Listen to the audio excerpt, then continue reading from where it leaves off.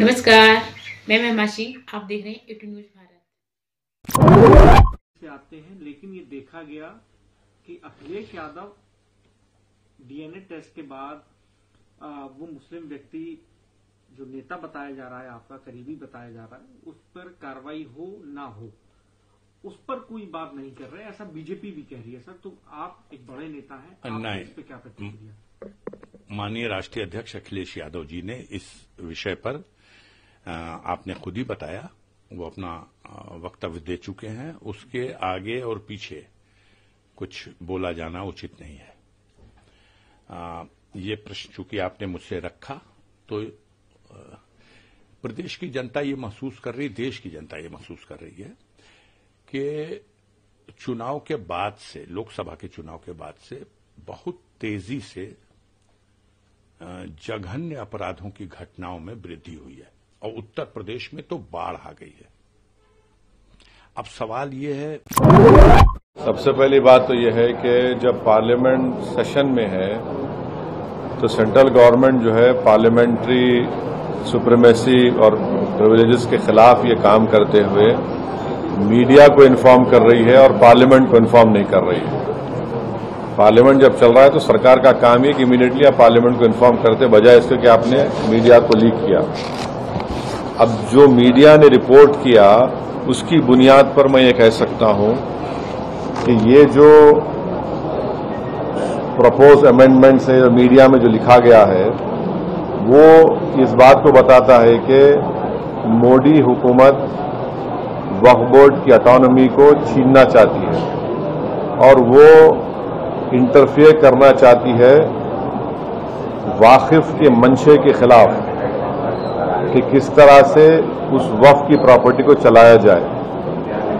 और ये खुद जिस तरीके से वक्फ को लेके आज बिल पेश किया जा रहा है हाउस के अंदर, मैं बेशक वेलकम करता हूं, मगर मैं हाउस के मेंबरान से और भारत के प्रधानमंत्री जी से यह अपील करना चाहता हूं कि वक्फ बोर्ड की संपत्ति जिस तरीके से तबाह बर्बाद हो रही है, इसको पर भी ध्यान रखना चाहिए।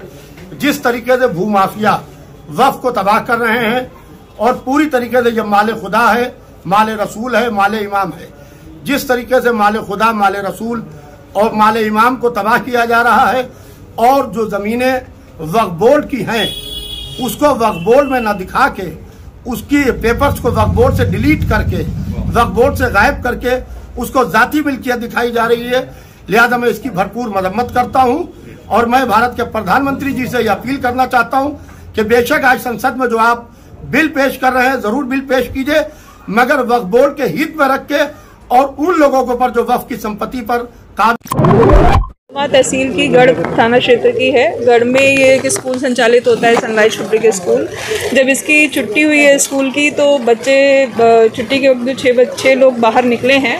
पड़ोस की आगे की एक जो दीवार थी, जो एबंडेंट प्रकार का एक प्लॉट दिख रहा है खाली छोड़ा हुआ, उसकी दीवार ढह गई, जिसमें 5 बच्चे और एक जो बच्चों को लेने के लिए उनके परिवार की कोई गार्जियन आई हुई थी, वो दब गई थी। तो इसमें जब बच्चों को सबको बाहर निकाला गया तो इसमें 4 बच्चों की मृत्यु हुई है और एक बच्चा जो घायल था उनको मेडिकल कॉलेज रेफर किया गया है। एक और जो गार्जियन थी वो भी घायल हैं, उनकी भी प्राथमिक चिकित्सा के बाद उनको भी मेडिकल कॉलेज रेफर किया गया है। तो इस तरीके की घटना है। हम लोग ये कारणों का पता लगा रहे हैं कि ये जो दीवार अब बची हुई है, पहले तो वो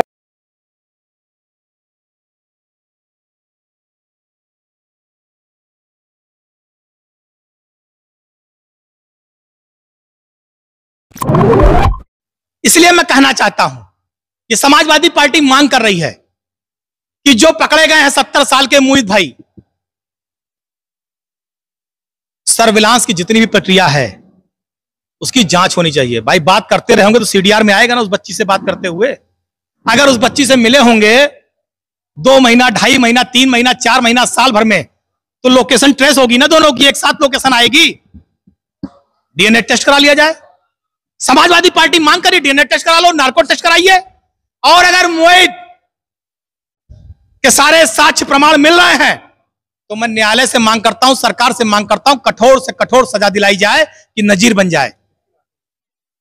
नार्को टेस्ट होना चाहिए, मोहित का भी होना चाहिए, उस परिवार का भी होना चाहिए जो मुकदमा लिखाने वाले लोग हैं। पता तो लगे कि क्या हो रहा है। राजनीति हो रही है कि परिवार के न्याय की लड़ाई हो रही है, ये तथ्य सामने आना चाहिए। और अगर मोहित के खिलाफ सारे गोरखपुर में हरिशंकर तिवारी जी की प्रतिमा लगने के लिए चबूतरा बन रहा था, कल प्रशासन ये गोरखपुर वाले जाने यार, ये सरकार का मामला नहीं।